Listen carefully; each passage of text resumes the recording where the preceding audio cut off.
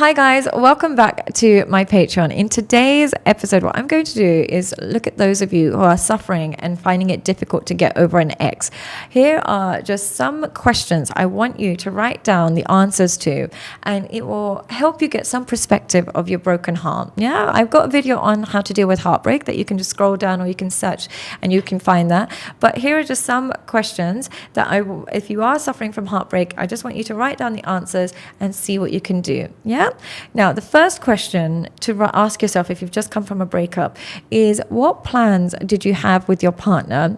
And can you still achieve those plans and goals either alone or with somebody else? And what I mean by this is, let's say, for example, you plan to get married. Yes, I know it's heartbreaking that you can't marry them, but you can still get married. That is still something you can have. Now, in other cases, it might be that you wanted a home together and you have children, and now you have a broken home, and that is very difficult, but you can still have a home. Yeah, I know it's sad, I know it's not ideal, but you can still achieve a home either through a step parent or your children are your home. Yeah, they really are. One thing I would say is, when you have children, you've got your end goal in life. If you have a partner, great, but they're just the icing on the cake. You won't really truly need that much more than them if you invest in them.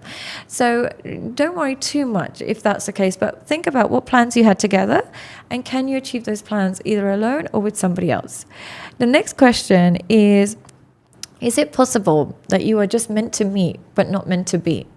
And what I mean by this is, some people really are a great partner to have in that period of time. They really teach you a lot. They really show you a lot of love. You've got really great memories, but they're not actually compatible with you in your long run.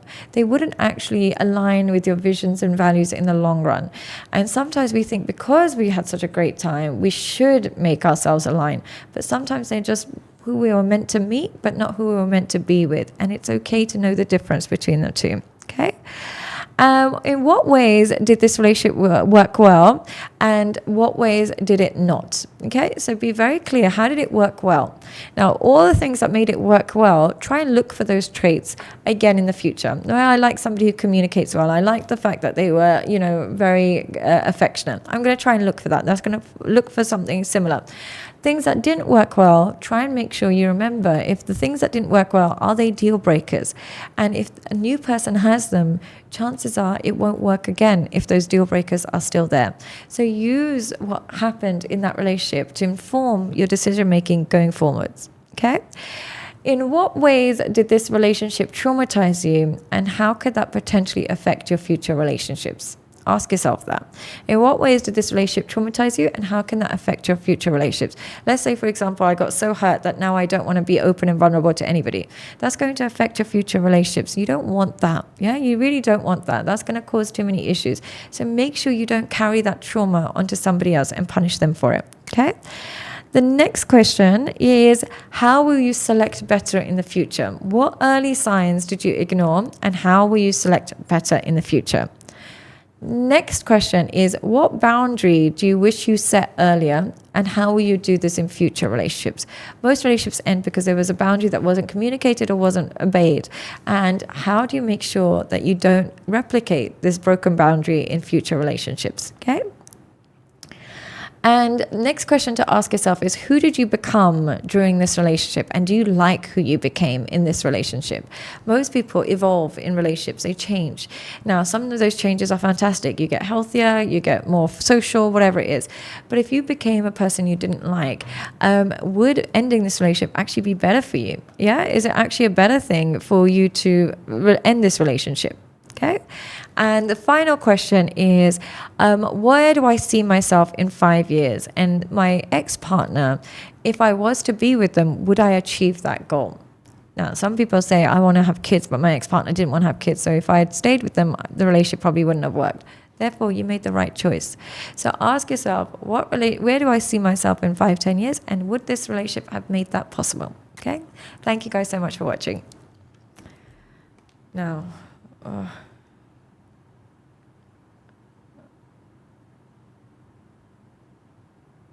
next one. Okay, the final one.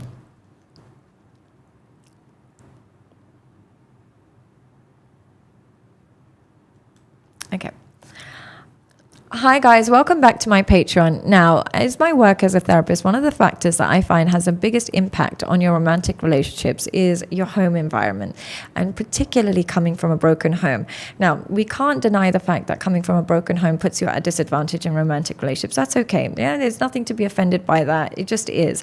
But what I have noticed in my practice is that it's not actually coming from a broken home that makes the romantic relationships difficult. It's entirely in the hands of the mother that determines whether or not that child will grow up to be traumatized or grow up to have healthy relationships, given that they came from a broken background. And the effect is different for men and women, but I'm just going to explain how the mother has an impact. Now, if you had a mother that managed to protect your father's image in your eyes, allowed you to have a really good relationship, encouraged you to be very respectful to your father, and they co-parented really, really well, or maybe they didn't co-parent, but she never really spoke negatively about their father, she encouraged you to kind of stay in contact, so on and so forth, chances are your relationships will not be hindered in any way, shape or form. Now, at all. And I mean literally not at all. Now, what I find is children somehow convince themselves, they'll say, no, my mum never spoke badly about my dad. My mum never did, because children are just programmed to be on their mum's side. It's just how we are designed. But you'll then ask them, okay, but then at what age did you stop speaking to your dad? I stopped speaking to him when I was 7. Why? He was so rude to my mum. He used to do this to my... How do you remember all of that? Oh, I just know. Who told you all of that? Oh, was that your mum who told you that? No, she never spoke badly. I just heard it from other people. Chances are their mum brainwashed them, but they don't want to admit it. Now, here's what the impact of a mother has on children who come from a broken home. Mothers who use their children as therapists and emotionally trauma dump on their children will set that child up for emotional failure in the future.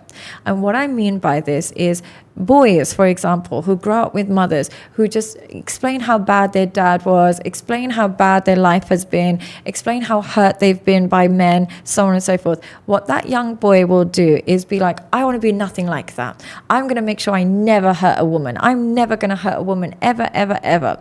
He grows up and turns into a doormat. He loses all of his masculinity. He can't set boundaries with women. He looks for women who trauma dump on him, who are heavily traumatized, and he wants to save her. And he forgets his own needs because he spent so much of his life pacifying his mum's needs that he doesn't even know his own needs. So when he gets into a relationship, he's a complete and utter doormat to women. And women use and abuse and spit men like that out. And it's because of the programming he had from his mother growing up. So when you really indulge in all this information to your son and teach them everything that their dad did wrong, what you're not teaching them is, despite what their dad did wrong, you fell in love with their dad. You slept with their dad. You had a child with their dad. So there's obviously something in his father that women find attractive. So what you'll do instead is train him to be obedient and just be the opposite of his father, and therefore be the opposite of what women find attractive. There was something in his father that you found attractive. Teaching your child to be the opposite of that will desexualize and make him unattractive to women. Instead, you want to have barriers. You don't need to indulge in how bad their father was to their child, because that's still 50% of who they are.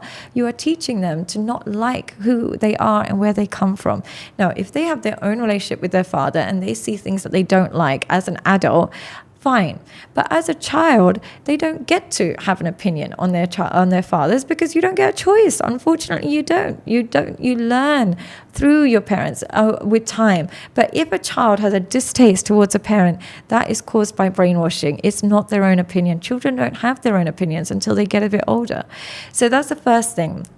Now, another thing that when women separate their children from their fathers and replace it with a stepfather, a lot of the time men will say, I hate my dad. My dad was this, my dad was blah, blah, blah, but my stepfather was fantastic. My stepfather is my role model. My stepfather. The reason why he turns into a weak man because of that is what he's forgetting is his father was his mum's first choice. His stepfather is not his mum's first choice. So when you are emulating and trying to be like your stepfather, you are trying to become a woman's rebound. And I don't mean that offensively. There are exceptions. And what I mean by this is, let's say, for example, a man is significantly older. He has his own kids. Your mum had her own kids, and he stepped up and they found love. It's not quite the same. Yeah, they're kind of in different phases of life, and it's fair enough. But if your mum had a really traumatic relationship with your dad, had a bunch of kids, and then your stepfather was this young guy who chose to just take on this role, that guy is either attracted to women with a lot of trauma, or he's prepared to pick up the responsibilities of other men, like clean up the mess that other people created. Well, if you copy a man like that, you have to think, what kind of women are you going to attract? You're going to either attract a woman with a lot of trauma who wants nothing to do with her ex, and then you're just going to have to pick up the mess and copy that. But that's a woman that deprives children of their fathers. You have to be careful of that. She might do the same to you and your children in the future. So there's something in stepfathers that is different to your real father. Your stepfather is usually who your mum chooses when she's learnt her lessons through a lot of toxicity, or when she needs a lot of help and a lot of saving.